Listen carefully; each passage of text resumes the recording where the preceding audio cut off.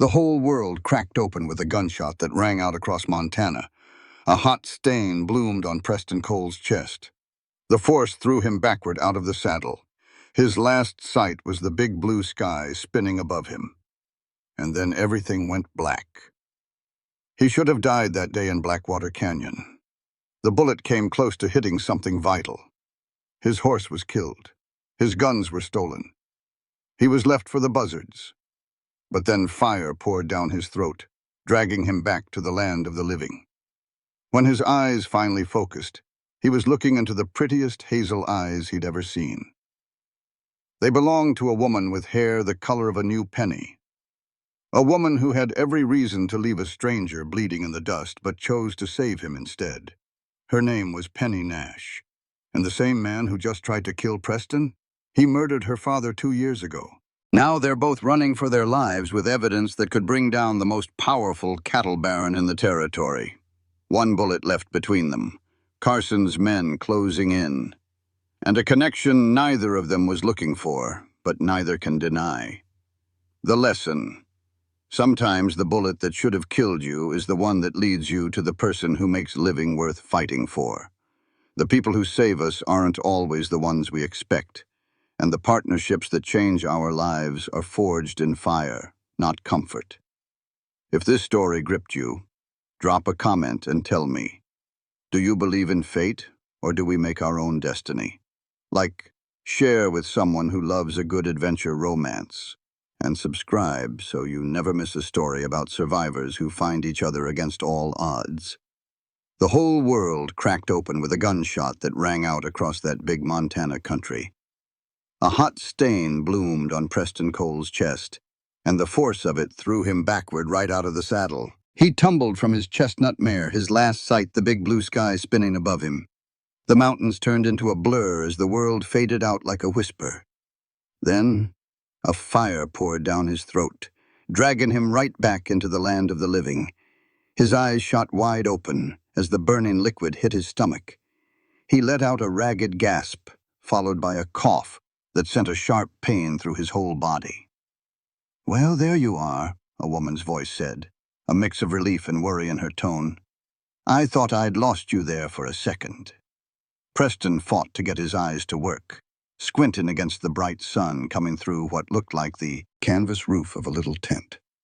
When things finally came into focus, he was looking straight into the prettiest hazel eyes he had ever laid eyes on.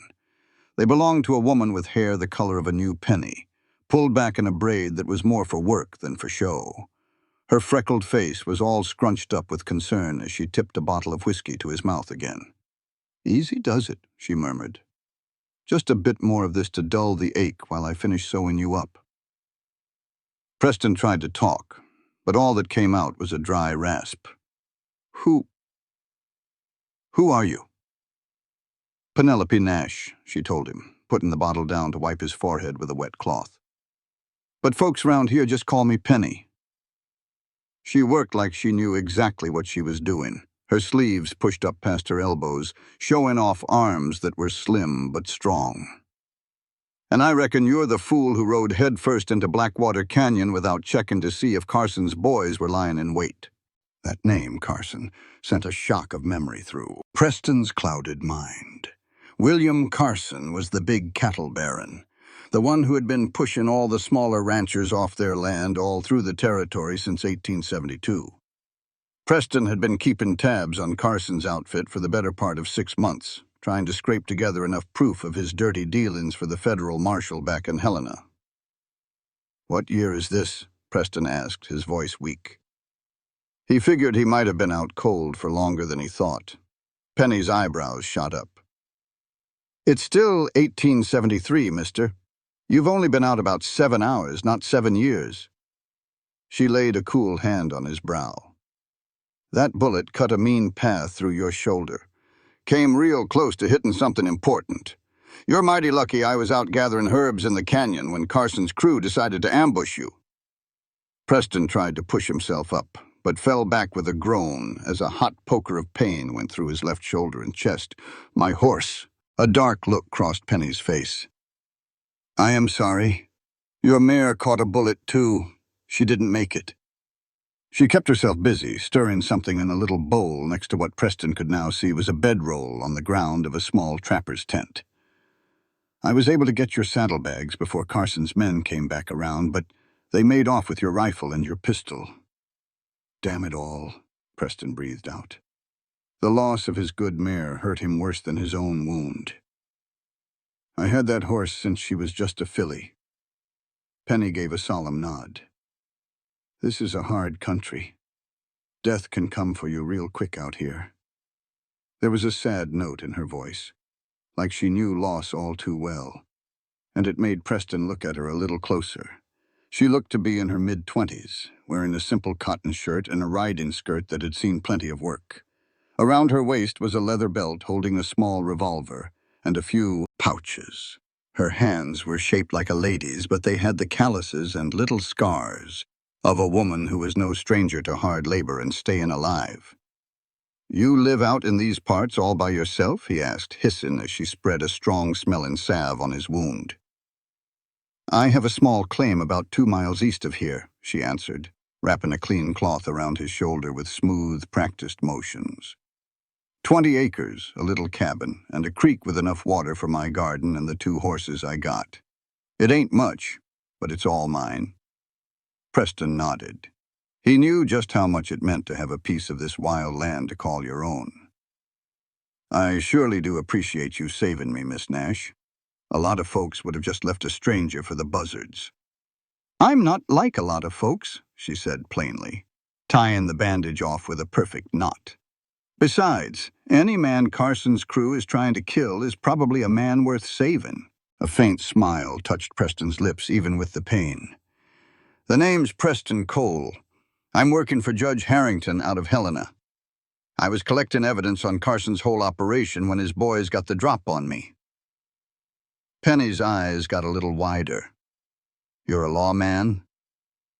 "Not officially," Preston corrected her. "More like a private man for hire. The judge brought me in after Carson's land grabs left 3 families dead last winter. The federal marshals can't do a thing against him without solid proof."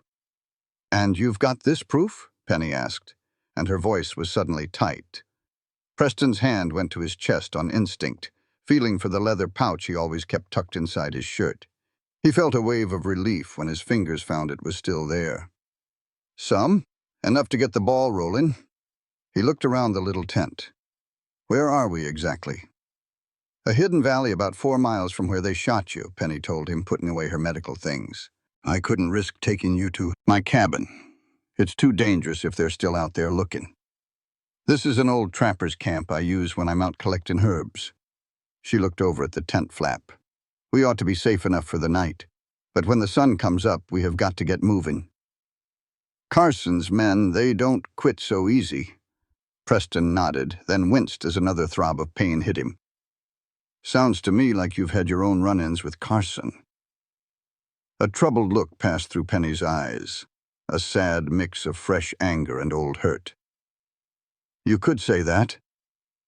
2 years back, my father told Carson he wouldn't sell our claim. He said that land had been in our family since before Montana was even a territory." She stopped, her hands frozen over her supplies. 3 days after that, he was found dead down in the creek. The sheriff ruled it an accident, said he must have lost his footing. Pa was the most sure-footed man I ever knew." The bitter taste in her words told Preston the whole story he needed to hear. "I'm real sorry to hear about your father." Penny just gave a tight nod. "Carson's been trying to scare me off the land ever since. He poisoned my well one time, butchered one of my horses another time. But I'm still standing." She pulled her shoulders back with a quiet strength. "This land is the only thing I have left of my kin. I am not giving it up." As the sun went down outside the tent, Penny lit a small lantern, shielding the light so it wouldn't be seen. They talked in low voices, knowing that Carson's men could still be searching the area. Preston started to drift in and out of sleep as a fever took hold, the infection from his wound fighting against Penny's homemade remedies. Through the fog of pain and fever, Preston could feel Penny there with him, her cool hands on his forehead, the gentle way she changed his bandages. the soft sound of her voice urging him to drink more water or broth. When the fever was at its worst in the deep, dark hours just before sunrise, he thought he felt her hand holding his, keeping him tied to this world as the delirium tried to pull him under. "You stay with me, Preston," she whispered, her voice fierce when his breathing got shallow. "You still have a job to do. Carson has to answer for all he's done." Maybe it was her words, or maybe it was the same stubbornness that had kept him alive through years of dangerous work, but Preston fought his way back. By sunrise, the fever was gone, leaving him feeling weak but with a clear head. Penny's face was tired from her long night watching over him, with dark circles under her eyes as she helped him sit up to drink some coffee she had made over a tiny fire that made no smoke. "You're a whole lot tougher than you look," she said with a hint of respect in her voice. "Most men would be meeting their maker by now after losing all that blood." Preston gave her a weak grin. "I've been through worse. Took an Apache arrow in my leg near Tucson back in '68. Frenchie Henri's daughter dug it out with just a hunting knife and half a bottle of rye to kill the pain." "Sounds like you make a habit of getting yourself shot up and needing a woman to put you back together," Penny noted, raising an eyebrow. "Seems to be the way of it," Preston admitted. He tried to move his hurt arm and immediately wished he hadn't. "Though I usually try to be a bit more charming when it happens." A little smile flickered across Penny's lips before she got back to business. "We need to get moving soon. I've been hearing horses off in the distance all morning." Preston nodded, already bracing himself for the pain that would come with moving. "How far is it to your cabin?" "About 2 hours at the slow pace you'll be able to keep," she said, already packing up the rest of her things. "We'll have to stay low, stick to the trees and the gullies. We can't go anywhere near the main trails." By the middle of the morning, they had cleared the camp, leaving nothing behind to show they had ever been there. Preston had a hard time getting on the extra horse Penny had brought. It was a solid, quiet gelding that didn't seem to mind his clumsy mountain or how unsteady he was in the saddle. Every single step the horse took sent a jolt of pain through his shoulder, but he just gritted his teeth and kept his eyes on the land around them, making mental notes of landmarks and places where trouble could hide. Penny led the way on a twisting path that proved she knew this country like the back of her hand. They followed shallow creek beds that wouldn't leave tracks, used rocky hills for cover, and moved through thick stands of pine trees that kept them hidden from sight. She moved with a natural confidence that came from growing up in the wild, her eyes and ears always on alert. "How long have you been living out here?" Preston asked. During a quiet moment, he asked the question, as much to break his own focus on the throbbing pain as to satisfy his curiosity. "All my life," Penny replied, her eyes fixed on the distant line where the sky met the hills. "Pa brought Ma all the way out here from St. Louis when I was just a little thing. The fever took her when I was 8. A brief sadness flickered across her features. "Pa taught me how to hunt and track and trap just as well as any man could. He said a woman on her own in this country needed skills like that a whole lot more than she needed fancy manners." "Sounds like a smart man," Preston observed, watching how she naturally settled into a spot with a clear view all around. A cautious habit he knew well from his own line of work. "He was," she said with simple finality. "And you?" "You do not have the sound of a man born in Montana." Preston adjusted himself in the saddle, trying not to wince. "I was born in Boston. My father was a professor. He had my entire future drawn up like a map. University, a law practice, maybe even politics." He let out a dry little laugh. "The war had other plans. After Gettysburg, I just could not stand the idea of sitting behind a desk, arguing legal details while the whole country was busy tearing itself to pieces." "So you headed west," Penny guessed. "I did eventually. Worked for the Pinkertons a spell after the war was over. I first came to Montana back in '69 when the railroad was pushing its way through. Judge Harrington was having a heap of trouble with claim jumpers and paid for my services to look into it." He shifted his good shoulder in a shrug. "I discovered I had a certain talent for this kind of investigation. I have been doing it ever since." A comfortable quiet settled between them as they came to a much steeper part of the trail. Preston saw Penny sizing up the path, her worry about his ability to handle the rough climb plain on her face. "I will make it," he told her, having read her thoughts. "I have been through worse rides than this." She gave him a doubtful look, but then gave a small nod. "This way is shorter, which means less time out in the open. You follow my lead exactly. There is an old mine shaft hidden up that ravine with a false bottom. If you take one wrong step, you will find yourself falling 30 feet. The following hour was a true test of Preston's will as they carefully navigated the increasingly harsh landscape. On 2 occasions, the far-off sound of voices made them freeze in place, hugging the rock walls until they were sure the coast was clear. By the time they saw the small cabin, tucked away against a stand of pine trees, with a clear creek bubbling nearby, Preston was dizzy from the pain and the effort. Penny's home was simple, but it was cared for. A solid log cabin with a chimney made of riverstone, a little corral for her horses, and the clear outlines of that garden she had told him about. Every single thing about the homestead spoke of a person who was practical and not afraid of hard work. "It is not much," she said, with a hint of defensiveness in her voice as she helped him off his horse. "It is freedom," Preston said back, and he meant it, because he understood right then why she would fight so fiercely to protect it. The way he said it made her give him a sharp look. For a second, a silent understanding passed between them. They were 2 people who knew exactly what independence was worth and the heavy price that sometimes had to be paid for it. The inside of the cabin was neat and tidy. A small stack of books on shelves made of rough-hewn wood suggested that Penny cared about learning, despite her frontier existence. She guided Preston toward the only bed, which was in the corner, and paid no mind to his arguments that the floor would be just fine. "Do not be a fool," she told him with firmness. "That wound of yours needs to be looked after properly, and you are in no state to be sleeping on hard wooden planks. I have made my bed by the fire more times than I can count." He was too worn out to argue anymore.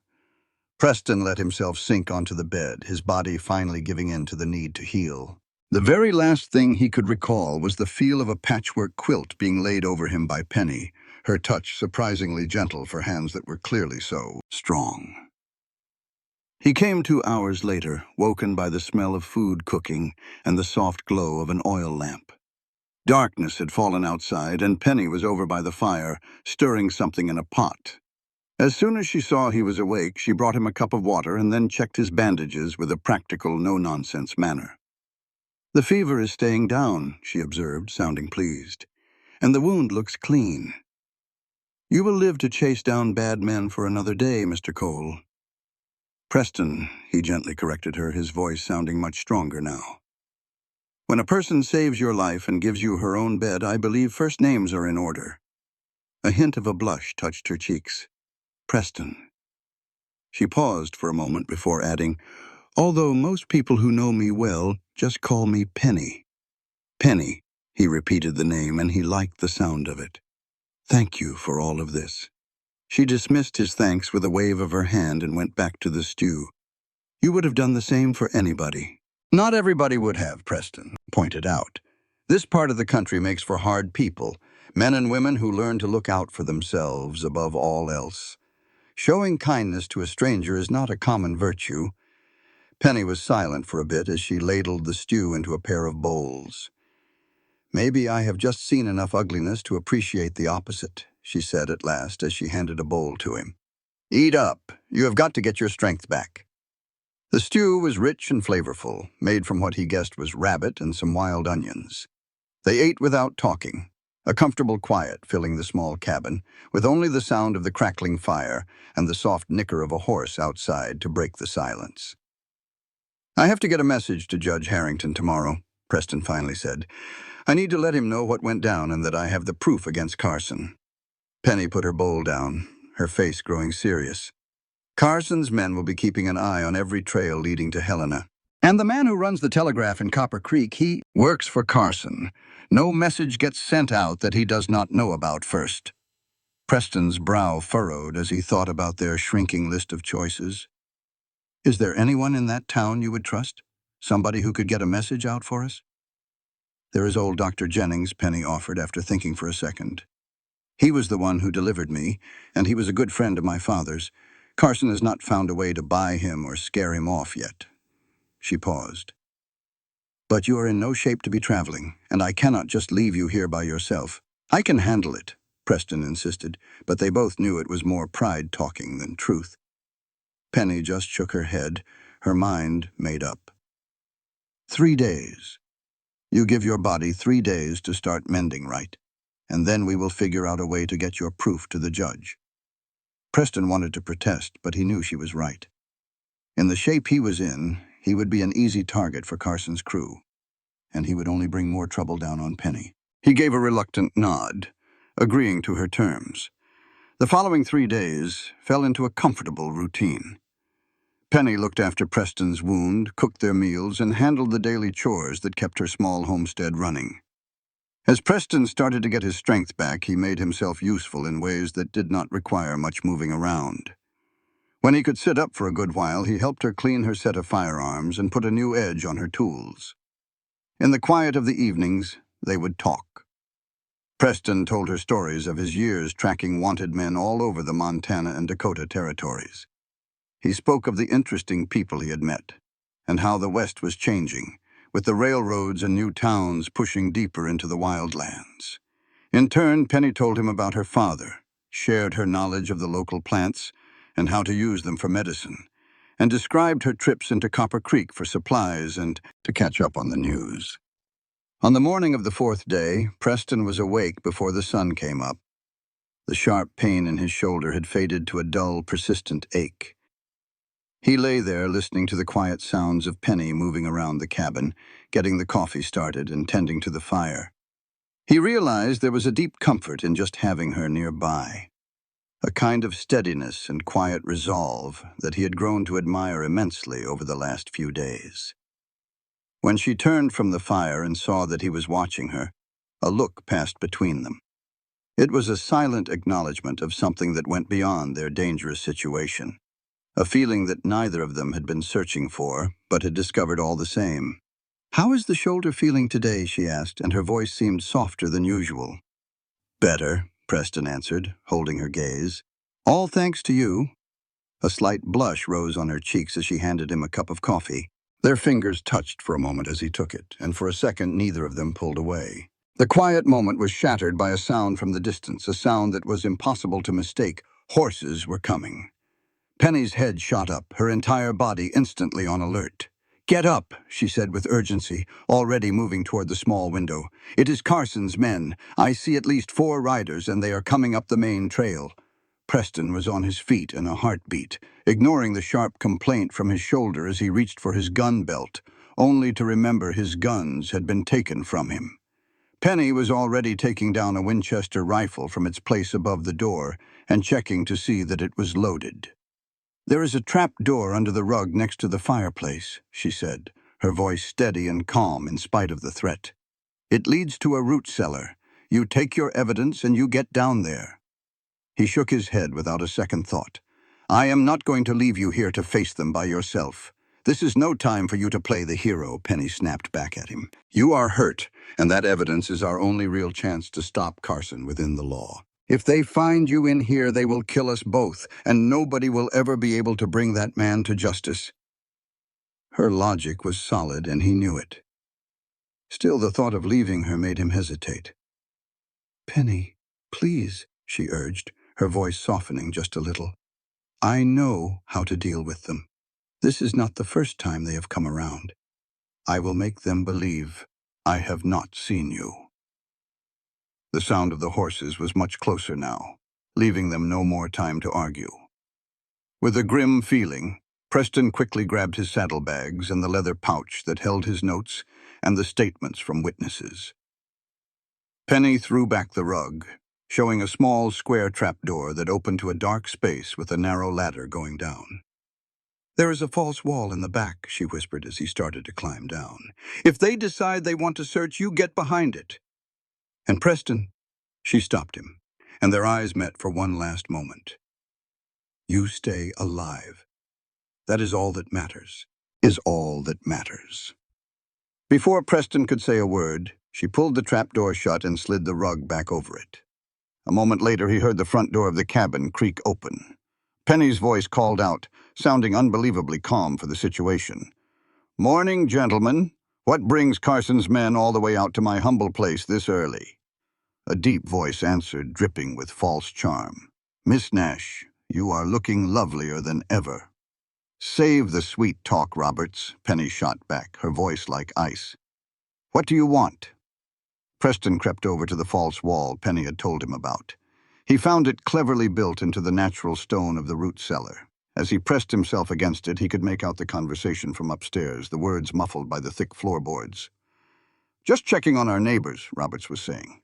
"The boss still figures you ought to reconsider his offer for this patch of dirt." "My answer is the same as it was 2 years ago," Penny said flatly. "This land is not for sale." "Things can change, Miss Nash," another man's voice chimed in. "This territory is growing. Progress is coming right along, whether folks like you want it or not." "Is threatening a woman living on her own what you call progress these days?" Penny's voice was as steady as a rock, showing not a lick of fear, even though she was outnumbered. "No threats today," Robert said smoothly. "But we are on the lookout for someone. A stranger came through Blackwater Canyon a few days back. He got himself shot, but might have pulled through. He has dark hair, is about 6 feet tall, and was carrying saddlebags that might have some papers Mr. Carson is mighty interested in." "I have not seen any strangers," Penny replied without hesitation. "I have been keeping to myself, same as always." There was a long silence, and Preston could just picture the men looking at each other, trying to decide if she was telling the truth. "You mind if we take a look around?" Roberts asked, but it sounded more like a statement than a question. "Just to make sure." "My home is not open to Carson's thugs," Penny answered, a hard edge in her voice. "If you want to search my property, you can come back with the sheriff and a warrant." Preston heard the heavy thud of boots on the cabin floor. A new voice spoke, this one colder and meaner than the others. "You always did have too much mouth for your own good, Nash. Just like your pa, before Carson's boys shut him up for good." A sudden noise erupted from above, the sounds of a struggle and something heavy crashing down. Preston's hand shot to his hip, searching for the gun that was not there. Every part of him screamed to rush up there and help her. But he made himself stay put, knowing that if he showed himself now, it would only spell disaster for both of them. "Get your hands off of me," Penny's voice shouted, pure anger burning through any fear. "Or what?" the cruel voice sneered. "You will scream. There is nobody out here to hear you, girl." "That is enough, Delaney," Roberts cut in, his voice sounding uneasy. "We are just here to find the stranger." "I am just getting to know Miss Nash here," Delaney shot back with a nasty tone. "Maybe she will be a little more cooperative after—" His words were cut short by a loud crack that Preston knew right away was a gunshot inside a small room. There were yells of surprise, a heavy thump on the floor, and then Roberts's voice, high and full of shock. "Good Lord, Nash, you shot Delaney."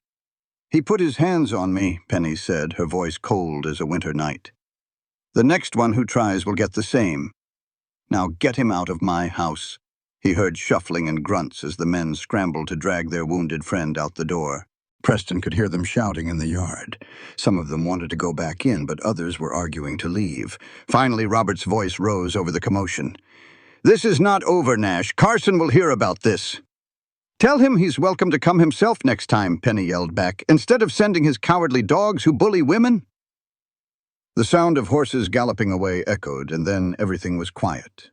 Preston waited, his heart hammering against his ribs, until he heard the trapdoor scrape open. "They are gone," Penny said, her face appearing in the opening. "For now." Preston scrambled up out of the cellar, immediately looking her over for any injuries. She looked okay, but her shirt was torn at the shoulder and her eyes were still blazing with anger and leftover fear.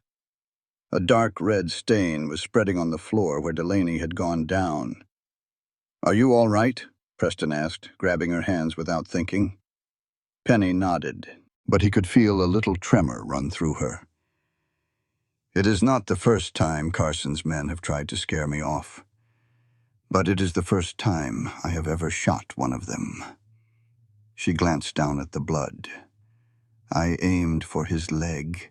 He will live. More is the pity. You were amazing, Preston said, his voice full of honest admiration. But they will be back, and they will bring more men next time. I know, Penny said with a grim look. Shooting Delaney changes it all. Carson cannot let this go without looking weak in front of his crew. She started pacing the small cabin, her mind racing. We need to leave today. They will figure I will run, but they will not expect it to be this fast. If we move now, we might get a good head start. Preston nodded, already thinking about what they would need. How far is it to Helena from here? 3 hard days of riding, usually, Penny answered, already gathering supplies like she had done it 100 times before. But we will have to stay off the main trails entirely. It could take us twice that long. We do not have to make it all the way to Helena, Preston said, checking what was left in his saddlebags. We just need to get far enough to find someone we can trust to get a message to Judge Harrington. As soon as he knows I have proof against Carson, he will send the marshals. Penny stopped what she was doing, and a worried look crossed her face. And what happens then? Carson has powerful friends. Even with your proof, there is no guarantee he will ever see the inside of a jail cell. It is a start, Preston insisted. It is better than doing nothing. And what about after? She pushed.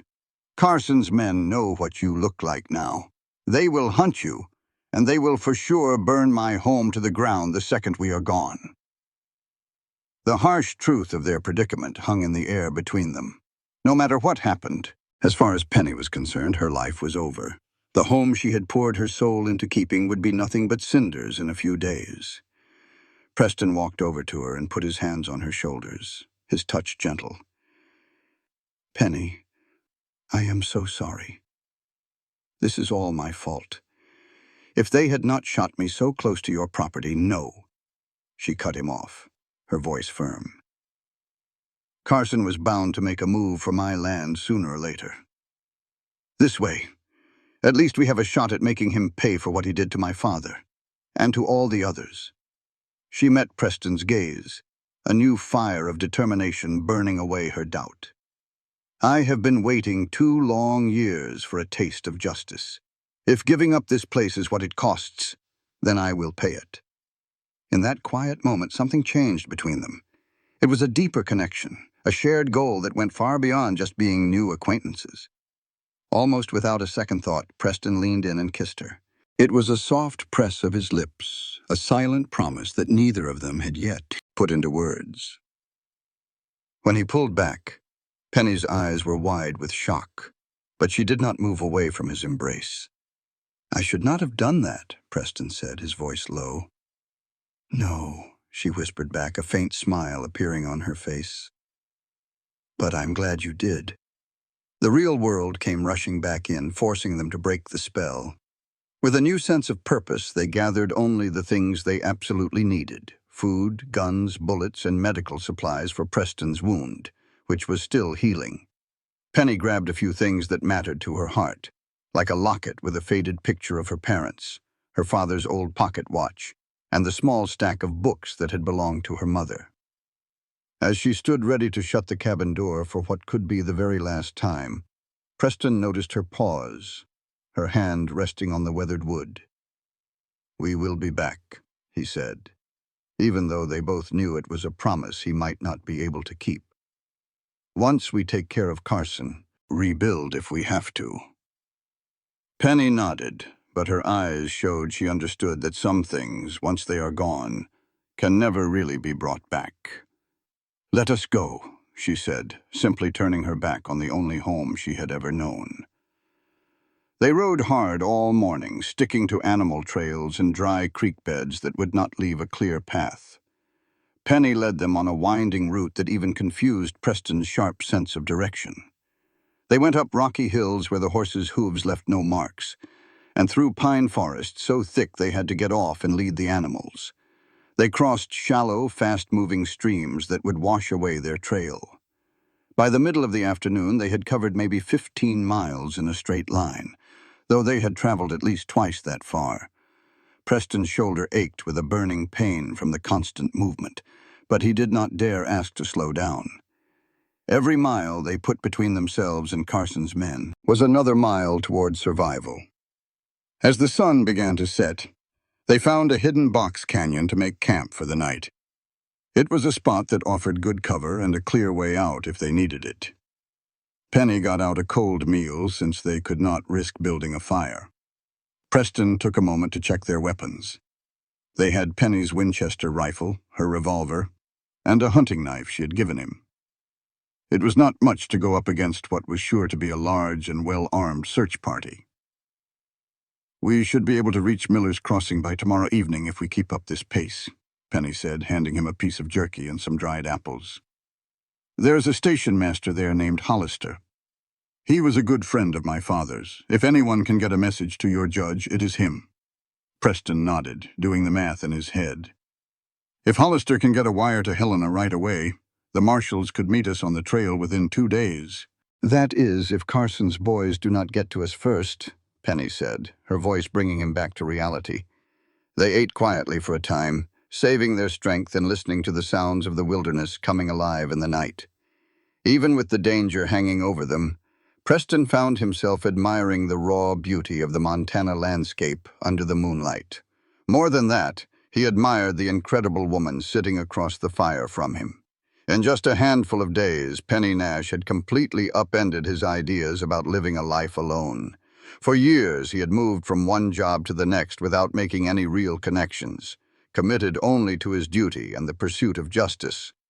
Now, facing the very real chance they might not make it out of this alive, he was filled with regret for all the words he might never get to say to her. "What is on your mind?" Penny asked softly, breaking into his thoughts. Preston looked at her in the pale moonlight. Her reddish hair seemed to glow like silver, and her eyes were sharp with intelligence and a quiet strength.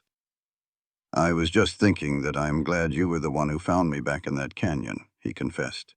Even after everything they had been through, a small smile graced her lips. "You know, most women would have probably just left you there, especially after going through your pockets and finding nothing of value." "Did you check my pockets before or after you poured whiskey down my throat?" Preston asked, pretending to be offended. "During," Penny shot back, a playful sparkle in her eyes. "I am a practical woman." They both shared a quiet laugh, a welcome moment of lightheartedness in their dangerous situation. "We ought to get some sleep," Penny said a moment later, her tone turning serious once more.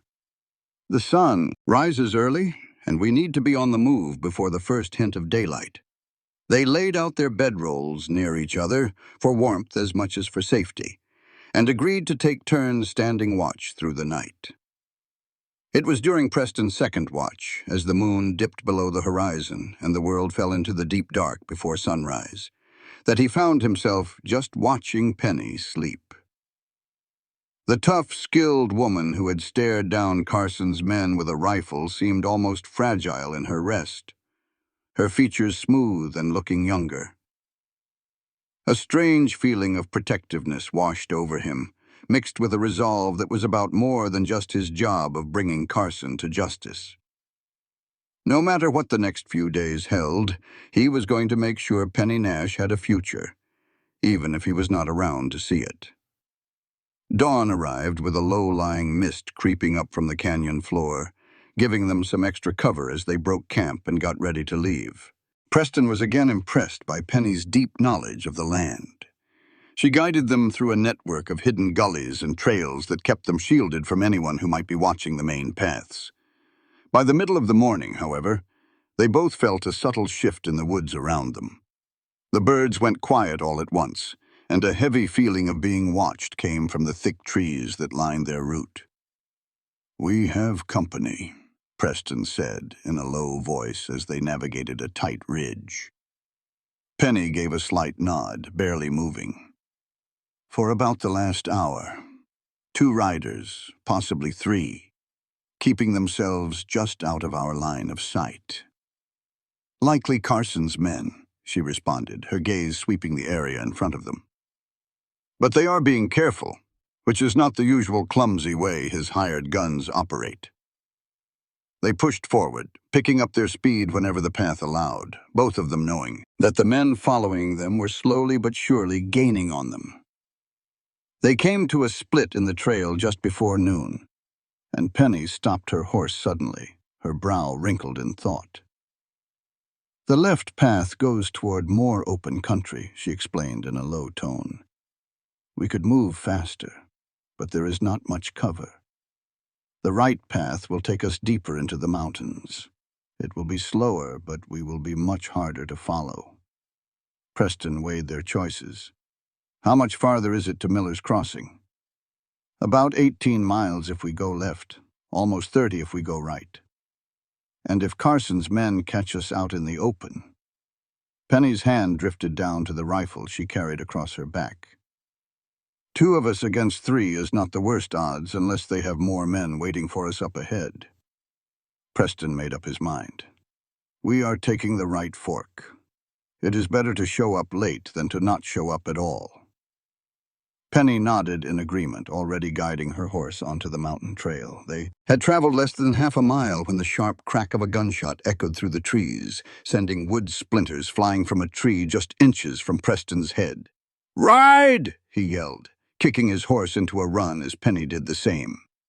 They raced down the tight trail, leaning low against their horses as more gunshots rang out from the woods behind them. The path climbed sharply, zigzagging up the side of the mountain with a steep drop on one side and a sheer rock wall on the other.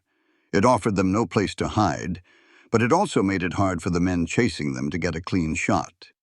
As they reached a small, flat area about halfway up the mountain, Penny suddenly swerved off the trail, steering them toward what looked like a dense wall of bushes and pine trees.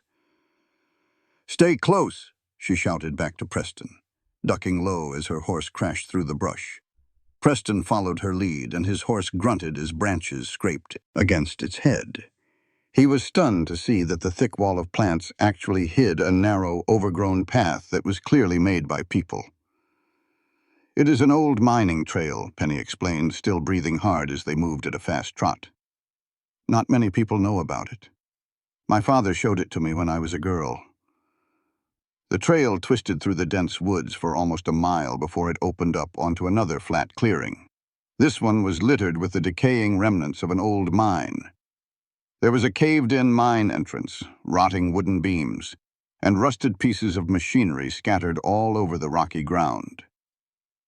"We can defend this spot if we have to," Penny said, jumping off her horse and quickly tying it behind what was left of a small building used for processing ore. "They will have to come through that narrow passage one by one." Preston did the same, securing their horses in a spot where they could be untied quickly if they needed to make a fast getaway. His shoulder ached as he pulled out his hunting knife, wishing he had the solid feel of his revolver in his hand instead. "Here," Penny said, seeing his situation. She took a small Derringer pistol from her boot and gave it to him. "It only has 2 shots, but it is better than having nothing." Preston gave her a grateful nod, instinctively checking the weapon. "How close do you figure they are?" "Minutes away," Penny answered with a grim look, finding a spot behind a large rock with her rifle at the ready. "They will be cautious when they approach the hidden trail, but once they find it—" They did not have to wait long. Not even 10 minutes later, they heard the sound of horses pushing through the undergrowth, followed by the low murmur of voices as the men discovered the hidden path. "I can make out 3 voices," Preston whispered, trying his best to hear. "Maybe a 4th one." Penny nodded, her expression a mask of focused determination. "We should let them get completely out of the trees before we make our move. We will have a clearer shot." Preston found a position about 20 yards away from Penny, which allowed them to create a crossfire while also making sure that if one of them was spotted, the other might stay concealed. The air grew thick with tension as the sounds of their pursuers got louder, and then suddenly went quiet. It seemed they had gotten off their horses for the final approach. The first man stepped out from the trees with caution, his rifle up as he scanned the clearing. Preston knew him right away. It was Roberts, the man who had led the group to Penny's cabin. 2 more men came out after him, fanning out to cover more areas they walked toward the abandoned mine. "I do not see any sign of them," one of the men yelled out. "Their horses probably kept going up the main trail. Check the ruins just in case," Roberts commanded. "That Nash woman knows these mountains. She could be trying to trick us." The men advanced, now just 50 yards from where Preston was hiding. He looked over at Penny, and she gave a tiny nod, the signal they had arranged earlier. Taking careful aim with the small derringer, Preston squeezed the trigger. The bullet hit the man on the far left in the shoulder, spinning him around with a cry of pain and shock. Before the other two could figure out what was happening, Penny's rifle fired, and Roberts went down with a wound in his thigh. "Get to cover!" the third man yelled, scrambling behind a pile of rocks while his two wounded partners were exposed in the open. Preston had one shot left in the derringer, a gun made for close encounters, not for the distance that now lay between him and their attackers. He watched as the uninjured man started firing shots to keep them pinned down, giving Roberts a chance to drag himself behind an old ore cart. "Nash!" Roberts yelled out between shots. "We only want the proof that Cole is carrying. Give it to us, and we will let the two of you ride away from here." "Just like you let my father ride away?" Penny shouted back, her voice shaking with barely controlled anger. "That was just business, Roberts," he answered. "This is business, too. Carson is offering $500 for those papers, and he is willing to let you off for shooting Delaney." Preston met Penny's gaze from across the clearing, a silent question hanging between them. She shook her head with firm resolve. Neither of them trusted Robert's offer for a second. "Here is my counter-offer," Preston yelled. "You throw down your guns and you ride back to Carson. You can tell him that Judge Harrington will have federal marshals knocking on his door within a week. If he turns himself in now, he just might be able to avoid the hangman's noose model." A spray of bullets was their only answer, the shots whining off the rocks all around them. The standoff dragged on for a few tense minutes. They traded a few shots back and forth, but nobody was getting the upper hand. Preston knew good and well that their ammunition was running low. Penny probably had about 20 rounds left for her rifle, and his little derringer only had one bullet remaining. Everything changed in an instant when a new voice shouted from the direction of that hidden trail. "Roberts, where are you, you son of a gun?" Preston felt a chill go down his spine when he heard it. The voice was rough, angry, and it was without a doubt Delaney, the man Penny had shot back at her cabin. He should have been laid up from a wound like that, but somehow he had tracked them all the way over here. "Over here!" Roberts yelled back. "They got us pinned down." Preston watched with a growing sense of dread as a fourth man appeared from the edge of the woods. It was Delaney, and he was moving with a heavy limp, but he was very much on his feet. He was cradling a shotgun in his arms and had pure murder in his eyes. "Nash!" he roared. "I owe you for this leg, you witch!" The whole situation had just gone from bad to worse. With Delaney joining them, they were now up against two wounded but very angry men, and two others who were perfectly fine. Even worse, that shotgun he was holding could tear their cover to shreds from close up. Preston glanced over at Penny, trying to tell her with just his eyes how desperate things were getting. She gave him a single nod, a silent understanding passing between them. They had to get moving right now, or they were going to get surrounded and overwhelmed. Keeping his head down, Preston started inching his way backward toward the spot where they had tied their horses. Penny laid down some covering fire, the sharp crack of her rifle keeping their enemies ducking for cover. Once he got to the horses, Preston untied both of them, leading them to a place where Penny could get on her horse fast when the time was right. Their chance came when Delaney, who was getting impatient and was just burning for revenge, broke from his cover. He came charging toward where he thought Penny was hiding with his shotgun raised high. But Penny had already moved from that spot. Her rifle cracked one more time, and the bullet slammed right into Delaney's already injured leg. He collapsed with a scream filled with both pain and fury. "Now!" Preston shouted, holding Penny's horse steady as she ran in a low sprint across the open patch of ground between them. She swung up into the saddle like she had been born on a horse, and they dug their heels into their mounts, heading for a narrow trail that led higher up into the mountains, away from those old mining ruins. Gunshots chased after them, with bullets zinging over their heads. But the distance and the rough trail soon made it impossible for them to be hit. They rode hard for almost an hour, pushing their horses as far as they could go on those dangerous mountain trails. When they finally pulled back on the reins to let the exhausted animals rest, both of them were breathing heavy, the adrenaline still pumping through their veins. "That was way too close," Penny said, catching her breath while she looked back down the trail. "If Delaney had not broken cover when he did." "But he did," Preston answered as he checked his horse for any cuts or scrapes from their escape. His anger made him sloppy. "It probably saved our hides."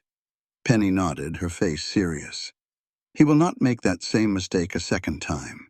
And now they know we are heading up into the high country, not back toward Miller's Crossing." Preston thought about what they could do next, and none of the choices seemed very good. "Could we circle back around, find another way to Miller's Crossing?" "It is possible," Penny said, thinking it over. "There is an old trapper's path that cuts across the ridge about 2 miles ahead. It would add about half a day to our trip, but it might just be enough to lose them." "Half a day is a whole lot better than not getting there at all," Preston said with a firm nod. "You lead the way." As they rode higher into the mountains, the air started to get colder, and the pine trees of the lower hills gave way to shorter, more wind-beaten bushes. The view from up here was something else, with rolling mountains stretching out as far as the eye could see in every direction. The valleys were filled with a low-hanging mist, and the faraway peaks still had snow on them, even in the middle of summer. If things had been different, Preston might have actually enjoyed the ride, especially with Penny showing him the way. She knew this land like the back of her hand, and moved through the wilderness with a kind of easy grace that told you she had spent her whole life in these mountains. They finally reached the trapper's path Penny had told him about, just as the afternoon sun started to dip toward the west. In some spots, the trail was barely more than a path made by deer. They had to get off their horses and lead them carefully across some really tricky parts where loose rocks felt like they could give way at any moment. "We ought to make camp pretty soon," Penny suggested as they navigated a tough section. "The sun will be down in less than 2 hours, and this is not the kind of place you want to be stumbling around in after dark." Preston agreed with her, even though the thought of their pursuers made him want to keep moving. "You think we have put enough distance between us and Carson's men?" "For tonight," Penny answered, though she did not sound completely sure. "Their wounded men will slow them down, and they probably figure we will keep riding through the night, trying to make a run for Miller's Crossing. So we will get our rest now and be ready to move at the crack of dawn," Preston concluded. Penny nodded her head. "There is a little sheltered spot about a half a mile from here. It has a good spring for water, natural cover from the wind, and there is only one way in or out. We can take turns standing guard." The spot turned out to be perfect for a campsite. It was a small hollow surrounded by big weathered rocks and short pine trees, with a clear spring of water bubbling up from the ground right in the middle. They took the saddles off the tired horses and tied them up where they could munch on the thin mountain grass. Then they got ready for a cold camp, because they still did not want to risk building a fire that their enemies might see from a distance. As they sat and shared the last of Penny's beef jerky and dried fruit, the temperature dropped like a rock as the sun went down. It was a harsh reminder of how quickly the weather can turn in the mountains, even during the summer. They sat huddled close, sharing a blanket to stay warm as the darkness completely surrounded them. "Tell me about your home back in Boston," Penny said out of the blue, breaking the comfortable quiet between them. "The life you had before all this." Preston was a little taken aback by the question, but he found himself wanting to answer her. "We had a big house on Beacon Hill, always filled with my father's friends from the university, arguing about ideas and politics." He smiled a little at the thought. "My mother would have musical nights every Thursday. She played the piano just beautifully. She always expected me to become a professor like my father. She was horrified when I decided to join the Union Army instead." "Do they know that you are all the way out here?" Penny asked in a soft voice. Preston just shook his head. "They are both gone now. My father passed away during the war. His heart gave out right after my brother was killed at Antietam. My mother died a year after that. He just stared out into the pitch black. Sometimes I think that is the reason I just keep on moving. There is nothing left to go back to. Penny was silent for a long moment, taking it all in. I understand that, she said at last. Pa died. This land was the only thing that kept me going. Now, her voice faded, and the thought of her own uncertain future seemed to hang in the air between them. You could start fresh, Preston suggested in a gentle tone. Go anywhere you want, maybe Helena, or even further west to Oregon or California. And do what? Penny asked with a small, sad smile on her face. I know how to survive in the wild, Preston. There is not a big demand for that in the cities. You sell yourself short, Preston said, a little more forcefully than he had meant to. I have never met anyone who is more capable or can handle themselves better. He paused for a second, then said more softly, or braver. In the faint moonlight that peeked through the pine trees, he could see a blush rise on Penny's cheeks from his words. She looked away, obviously not used to getting that kind of praise. What about you? She asked, changing the subject away from herself. After Carson is finally brought to justice, what will you do? Go back to tracking down outlaws for Judge Harrington? The question really made Preston stop and think. Just a few days ago, his answer would have been a definite yes. It was the only life he had known, or even wanted, since he came out west. But now, sitting here next to Penny in the moonlight, other ideas suddenly seemed possible. I do not know, he admitted, and he was being completely honest. For the first time in many years, I'm not really sure what comes next. Their eyes locked in the darkness, and a silent feeling of new beginnings passed between them.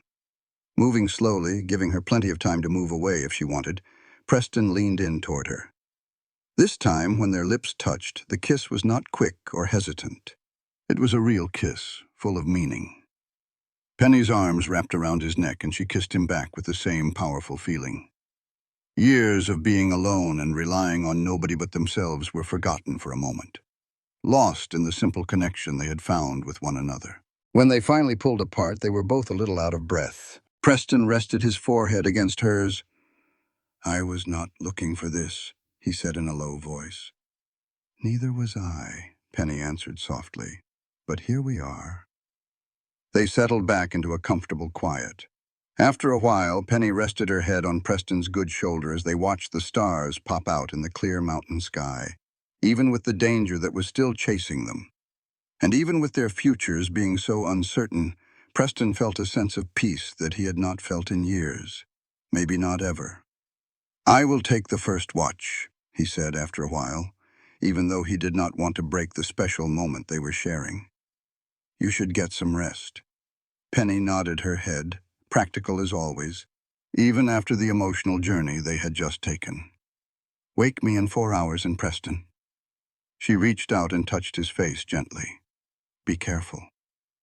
He watched her get settled in her bedroll and was struck by just how much she had come to mean to him in such a short time. That realization brought a wave of both pure happiness and cold dread over him.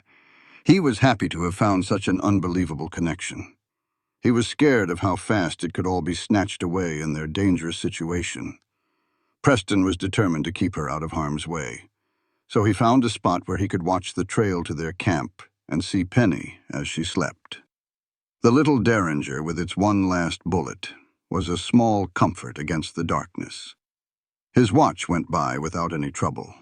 The mountain night was quiet, except for the sounds of nature, like an owl hooting now and then, a wolf pack howling far off in the distance, and the soft nickering of their horses.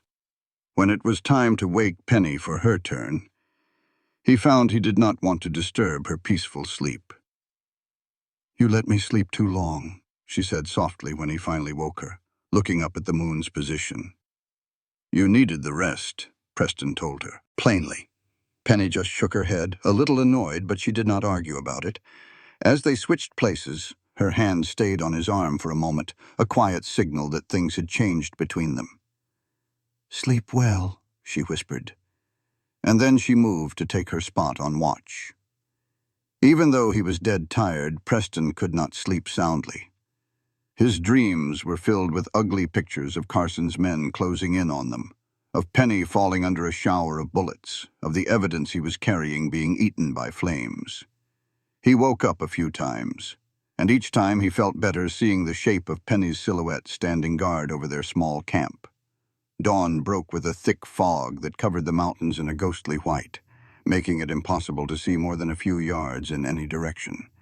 They packed up their camp fast and quiet, both knowing that the fog was both a help and a hindrance. It hid them from view, but it could also hide danger until it was right on top of them. The old trapper's path follows this ridge for about another 3 miles, Penny said as they got on their horses, her voice just a whisper in the quiet air. Then it goes down into Elk Valley. From that point, it is about 4 hours to Miller's Crossing, as long as we do not run into any trouble. Preston nodded his head, double-checking that the important evidence was safe in his saddlebags. Lead on. They moved slowly at the start, as the fog made them be careful along the dangerous mountain trail. As the morning went on, the sun started to burn the fog away, showing amazing views of wooded slopes and mountains in the distance. By the middle of the morning, they got to the spot where the trail started going down, into Elk Valley, and the ground got easier to travel as they left the high mountains behind them. They started to feel more hopeful as they moved along quickly without any sign that they were being followed. Maybe Carson's men had kept looking in the wrong place, or maybe the fact that Roberts and Delaney were wounded had slowed them down more than they expected. No matter the reason, it seemed like their luck was holding out. "We might just make it," Penny said when they stopped for a short rest for the horses, letting a small smile show on her face. Preston wanted to feel as hopeful as she did, but he could not get rid of a bad feeling that kept nagging at him. Carson would not quit that easily. Not with everything that was on the line.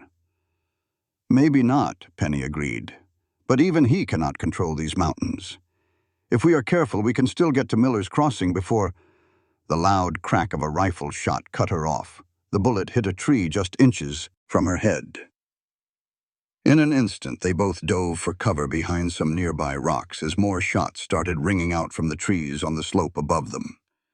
"Ambush!" Preston yelled, though it was obvious, pulling Penny in closer behind a big boulder as bullets kept flying around them. Their horses, scared by the gunshots, ran wildly down the trail, taking their supplies, and worst of all, Preston's saddlebags with the evidence against Carson. "No!" Penny cried out, starting to get up like she was going to run after the horses. Preston pulled her back down just as another round of shots kicked up dirt right where she would have been standing. "Let them go. We have to worry about staying alive right now." Preston quickly sized up their predicament and figured there were at least 3 different men shooting from the slope above. They were stuck with very little cover, and all they had was Penny's Winchester rifle, her revolver, and his own mostly useless Derringer with its single bullet left. "They must have circled around in front of us during the night," Penny said with a grim look, checking how many bullets were in her rifle. "They probably figured we would take this path to Miller's Crossing." Preston nodded, his mind racing to think of a plan. "Can you see any of them well enough to get a shot?"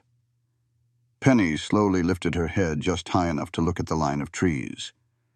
"Just quick glimpses. They have good spots with a lot of cover." A voice yelled down from where the ambush was set up, confirming what Preston already feared. "Cole Nash, throw out your weapons and come out with your hands up. Mr. Carson just wants what is his." "That is Jenkins," Penny whispered. "Carson's foreman. He is even worse than Roberts and Delaney." Preston's jaw clenched.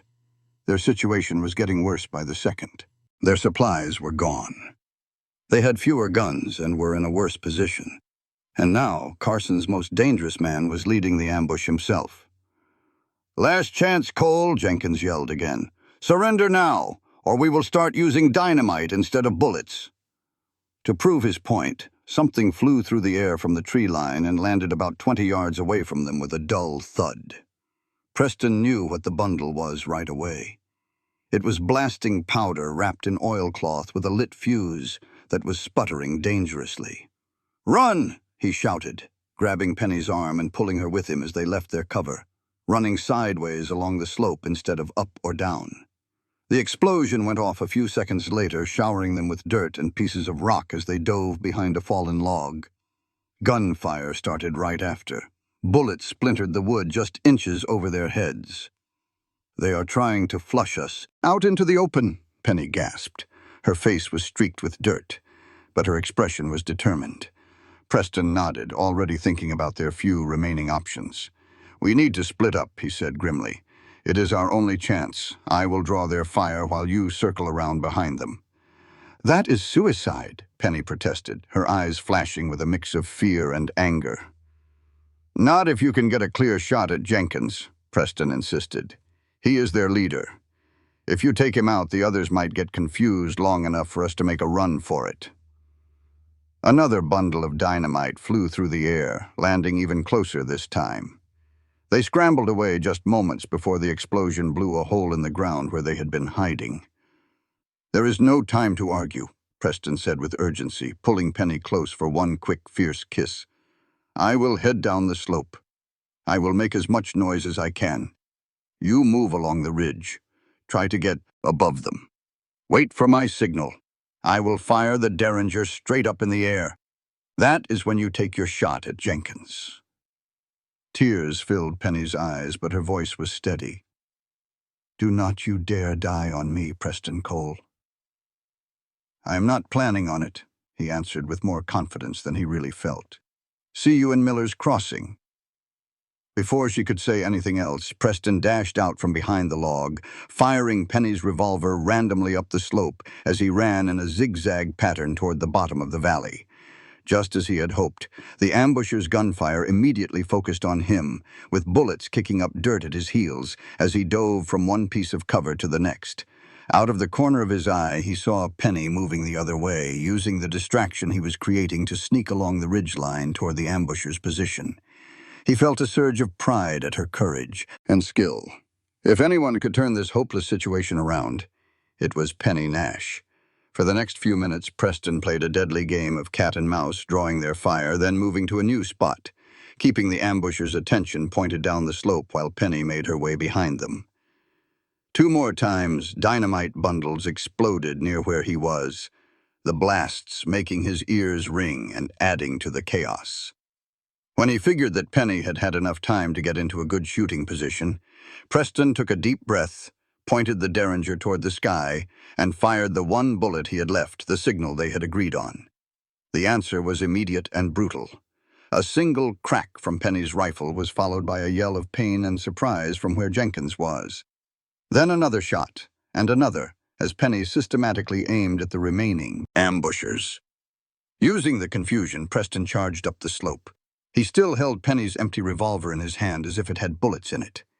He reached the first ambusher, a young man who looked like he was barely a teenager, who clearly did not expect someone to charge at him head-on, and hit him with the butt of the gun before he could raise his rifle. The young man went down hard, and his rifle clattered down the rocky slope. Preston grabbed it, now armed with a proper weapon, and kept going toward the main ambush spot where Jenkins had been leading the attack. He found total chaos. Jenkins was lying on the ground, holding a bleeding wound in his shoulder, his face twisted with pain and fury. 2 more of Carson's men were scrambling to find cover, clearly not ready for an attack from behind. And there was Penny, moving with the grace of a mountain lion from one tree to the next, her rifle finding its targets with deadly accuracy. It is all over, Jenkins." Preston's voice was steady, the captured rifle aimed squarely at the foreman's chest. "Call your men off," Jenkins cursed under his breath, his uninjured hand drifting toward the revolver on his hip. Preston's finger tightened on the trigger, but another rifle shot echoed through the canyon before he could squeeze. Jenkins's hand snapped back from his pistol, a new line of red streaming from where Penny's bullet had grazed his wrist. "The next one is going straight through your heart," Penny said, her voice like ice as she stepped into the clearing, her own rifle locked on Jenkins. "Tell your men to put down their weapons, right now." There was no arguing with the command in her voice. Even hurt and defeated, Jenkins knew when the fight was done. "Stand down!" he yelled at his last 2 men. "Drop your guns!" A pair of rifles clattered onto the rocky ground as Carson's hired guns lifted their hands high in the air. Preston moved in fast to gather their firearms, his rifle never leaving the small group. "Tie them up," he instructed Penny, giving a nod toward a coil of rope an ambusher had carried, likely meant for them. Penny worked with a practiced speed, lashing each of the three men to a different tree. The knots were tight enough to hold them, but loose enough not to cut off their circulation. They were seeking justice, not simple revenge. "What is the plan now?" she asked once she was finished, her face still flushed from the fight and the rush of danger. "Our horses bolted, and your saddlebags with all the proof are gone with them." Preston felt his stomach drop at the thought. Every risk they had taken could be for nothing if they did not get those bags back. The horses probably kept running down the trail toward Elk Valley, he thought aloud. If we get a move on, we might be able to catch up to them. "And if we cannot find them, we still push on to Miller's Crossing," Preston declared. "Even without the papers, our word against Carson's crew and this ambush has to mean something to Judge Harrington." They took what they could from their prisoners, stocking up on ammunition, food, and canteens full of water before setting off. Just before they left, Preston turned to Jenkins for one final word. "We are going to leave you here," he stated plainly. "Someone might come looking for you before long. Then again, maybe not. Carson does not seem like the kind of man who spends money on cleaning up his own messes." Jenkins just glared back, his silence filled with the pain of his wounded shoulder and shattered pride. "I ought to kill you for what you did to my father," Penny said softly, standing over Jenkins with her rifle held loosely. "For 2 years I have wondered who it was that pulled the trigger. Was it you?" For just a second, a hint of recognition, maybe even regret, crossed Jenkins's face before it turned to stone once more. "It was just business, Nash. Nothing personal." Penny's knuckles went white around the stock of her rifle for a long moment. Then she made a choice and turned her back on him. "You are not worth the lead," she said flatly, walking over to join Preston by the edge of the trees. They left the would-be captors tied up but alive. They chose the law over vengeance, no matter how badly they wanted to settle the score for good. As they started down the long trail to Elk Valley, Preston looked over at Penny with a new kind of respect. Her toughness was not just about fighting to survive. It was about her ability to hold on to her goodness, even when facing the very people who had tried to steal it from her. The path got steep, winding back and forth as it dropped down the side of the mountain to the valley below. They moved as fast as they dared, knowing that every minute counted. They had to find their horses and get to Miller's Crossing before Carson could send another welcoming party. After about an hour of hiking, Penny suddenly held up her hand, stopping Preston in his tracks. "Listen," she whispered. At first, all Preston could hear were the usual forest sounds. But then, a faint but clear sound drifted through the air, the sound of a horse whinnying. "This way," Penny directed, stepping off the main trail and onto a smaller animal path that led toward a meadow he could just make out through the trees. They broke through the woods and saw something that made them both breathe a sigh of relief. Their 2 horses were grazing calmly in the meadow, having decided that a patch of green grass was better than running for their lives.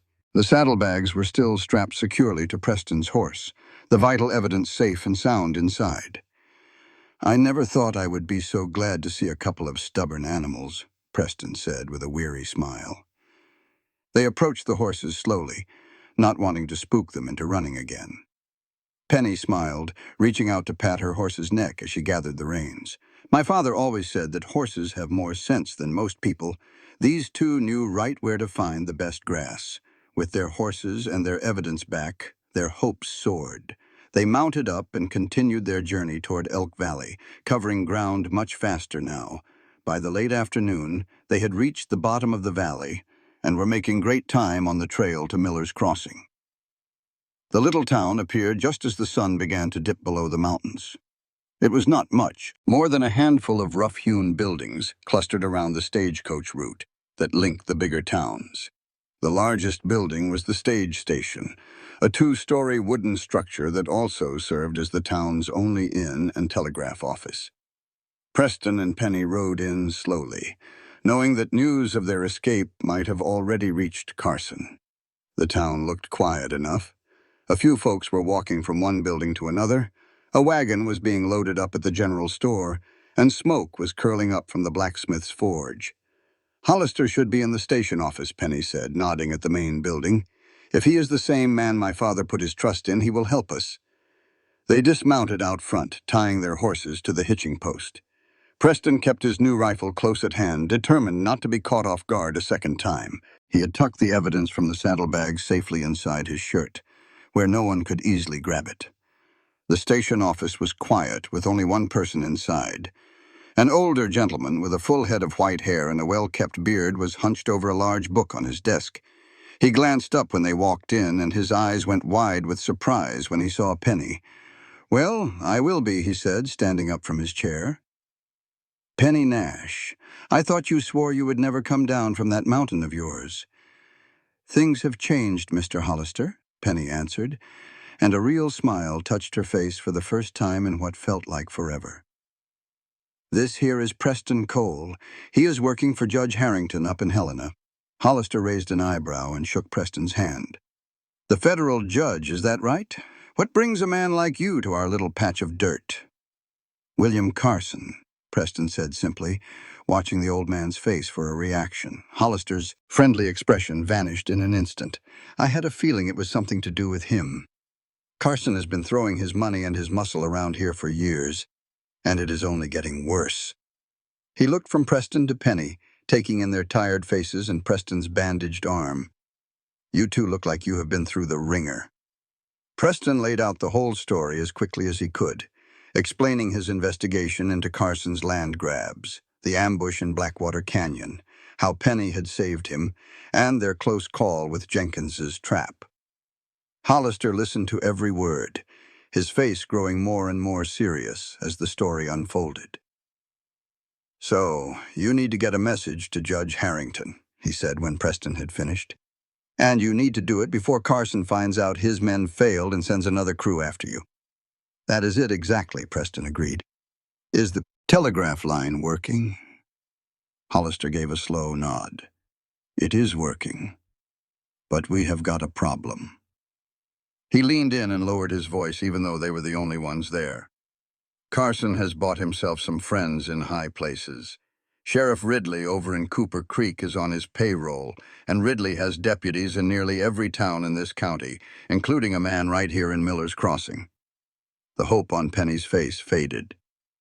"Are you telling us we cannot even trust the law out here?" "I am telling you we have to be smart," Hollister countered. "Deputy Simmons makes his rounds every evening in about an hour from now. He will stop by this station. If he sees you, he will know you from the descriptions Carson's men have been spreading all over. So we need to send that message and be long gone before Simmons shows up," Preston figured. Hollister shook his head. "Any message from this telegraph goes through Cooper Creek first. Sheriff Ridley would read it and tell Carson before Judge Harrington even got the news." The old man stroked his beard, thinking hard. "No, we have to find another way." "What do you have in mind?" Penny asked. "The eastbound stage is due in about 30 minutes, Hollister said, glancing at the big clock on the wall. "It is headed for Fort Benton tonight, and it connects to Helena tomorrow." A small smile appeared on his face. "And I happen to know the driver, a fellow named Sam Miller. He hates Carson just about as much as you do, Miss Nash. Your father helped his brother out of a bad situation a few years back." The idea started to dawn on Preston. "He could carry a message straight to Judge Harrington for us." "Even better than that," Hollister replied. "He could carry you, at least all the way to Fort Benton. From there, you would be out of Carson's immediate grasp. It was the only real choice they had, all things considered." Before the stagecoach was due, Preston and Penny took the chance to wash up in the small room Hollister offered. Then they sat down and wrote out a long, detailed account of everything Carson had done, including the attempts on their lives. They planned to send it ahead to Judge Harrington, just in case something stopped them from telling their story in person. "What about our horses?" Penny wondered as they waited for the stage to arrive. "I will make sure they are looked after," Hollister promised. "My boy can lead them up to Fort Benton in a couple of days after the dust settles a bit." The stagecoach rumbled into Miller's Crossing right on time. 6 weary travelers climbed out to grab a meal while a fresh team of horses was harnessed up. Sam Miller, the driver Hollister told them about, turned out to be a weathered man in his 50s with eyes always narrowed against the sun and a mustache stained by tobacco. After a quick, quiet word with Hollister, Miller came over to where Preston and Penny were waiting in the shadows of the station. "I hear tell you two have been giving William Carson a bit of trouble," he said straight out, his voice a low, gravelly sound. "It would be a genuine pleasure to help you folks continue that work." "We are grateful for the risk you are taking on our behalf," Preston answered with sincerity. Miller spat a stream of tobacco juice onto the ground. "It is no risk I am not willing to take to see that scoundrel get what he is coming to him. Your daddy was a fine man, Miss Nash. What happened to him, well, it just was not right." With everything settled, they got ready to get on the stage as soon as the other passengers finished their supper. Hollister stood guard, watching for Deputy Simmons, who was about to start his nightly patrol. As they waited for the all-clear signal, Preston felt a sudden and surprising wave of sadness. In spite of all the danger and trouble of the last few days, this moment felt like a conclusion. It was not just the end of their run, but of the strange, intense little world where he and Penny had come to mean everything to one another. "What comes next after Helena?" he asked softly, finally saying the question that had been growing in his thoughts. "After Carson is brought to justice," Penny looked up at him, and he saw the same uncertainty in her hazel eyes that he felt in his own heart. "I do not know," she confessed. "My home is likely gone. Carson's men would not have left it standing after everything that happened." "You could always rebuild," Preston offered. But even as the words left his mouth, he wondered if that was what either of them really wanted. "I could," Penny said quietly. Or, she let the word linger in the air between them. Heavy with ideas neither one of them had been brave enough to speak on until right then. "I have been thinking," Preston began, choosing his words with care. "Judge Harrington knows folks all over these territories. Once this business with Carson is settled for good, he could help you get a land grant. Anywhere you would want to put down new roots." "And what about you?" Penny asked, her voice just a whisper. "Would you go back to tracking down outlaws for the judge?" Preston took both her hands in his, feeling a certainty he had not felt in years about what he wanted. "I was thinking I might give ranching a try instead. Provided I had the right partner, of course. Someone who knows this land, who is not scared of hard work or facing down trouble now and then." He gave a small smile. "Someone who is a better shot than me and twice as courageous."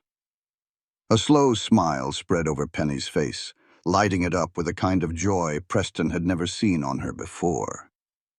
"That sounds like quite a partnership," she said, her eyes locked on his. "It could be," Preston replied, his heart pounding with dreams he had never let himself have before he met her. "If that is something you would be interested in."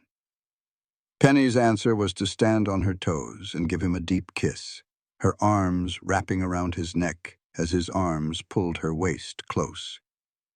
When they finally broke apart, both of them a little out of breath, it was Hollister's amused voice that broke the spell. "Stage is ready to roll," he called out, a twinkle in his eye. "And Deputy Simmons just rode on into town. So I would suggest you two carry on with this discussion on your way up to Fort Benton." They moved fast but tried to look casual as they climbed onto the stage, choosing seats near the back where they would not be easily seen by anyone peeking inside. The other travelers, a couple in their middle years, a salesman and 2 miners looking for new claims, barely gave them a glance, being too tired from their own travels to care about new faces. As the stagecoach pulled out of Miller's Crossing, Preston saw a man with a deputy's badge turning the corner onto the main street. They had made it out of Discovery with only minutes to spare. The coach bounced and swayed down the rough trail, jostling its passengers with every hole and rock. When the sun went down, lanterns were lit inside, casting a warm light through the tight space. Penny sat right next to Preston, her head eventually finding his shoulder as she finally gave in to her exhaustion. Preston stayed wide awake, his eyes scanning the dark landscape for any sign they were being followed, one hand resting on the packet of evidence tucked securely in his shirt. But as the miles passed under the wheels of the stage, carrying them farther and farther from Carson's immediate power, he started to let himself believe that they might actually pull this off, not just in bringing Carson to justice, but in building a future that neither of them could have dreamed was possible just a few short days ago. They made it to Fort Benton without any trouble, the stage pulling in just after the sun came up. From there, they boarded a riverboat that would take them on the last part of their journey to Helena, where Judge Harrington was waiting for their evidence and their stories. Standing on the boat's deck as it paddled its way up the river, Preston and Penny watched the wild Montana country slide by. It was a territory that was still untamed in so many ways, a place full of both danger and promise. The morning sun washed everything in a golden glow, promising a new day and just maybe a new life. "I have been thinking about what you said," Penny murmured, breaking the easy silence that had settled between them. "About starting over. About a ranch somewhere." Preston turned toward her, trying to keep his face from showing just how much her answer meant to him. And a smile graced Penny's lips, her reddish hair shining in the morning sun. "I think we would make pretty good partners, Preston Cole, in ranching, and in other things too." A wave of pure relief and happiness washed over him. He pulled her into a hug, not caring if any of the other passengers were watching. "Is that a yes, Penny Nash?" She looked right up at him, her hazel eyes bright and sure. "That is a yes, but on one condition." "You name it," Preston said without a moment's hesitation. "We have to name our first horse after the one that saved your life," Penny said. Her face was serious, but her eyes were full of laughter. "Whiskey. It seems only right, do not you think?" Preston let out a laugh, a sound so full of freedom and happiness that it surprised him. "Whiskey it is," he agreed. And he sealed their deal with a kiss as the riverboat carried them on toward justice, and beyond that to a future they would build together right in the wild heart of Montana country. This content was carefully researched, developed, and manually edited by our team to deliver meaningful stories with valuable life lessons. Every narrative is crafted to entertain, inspire, and empower our audience. We believe that great stories can change lives, and we are committed to bringing you content that matters. Thank you for being part of our community.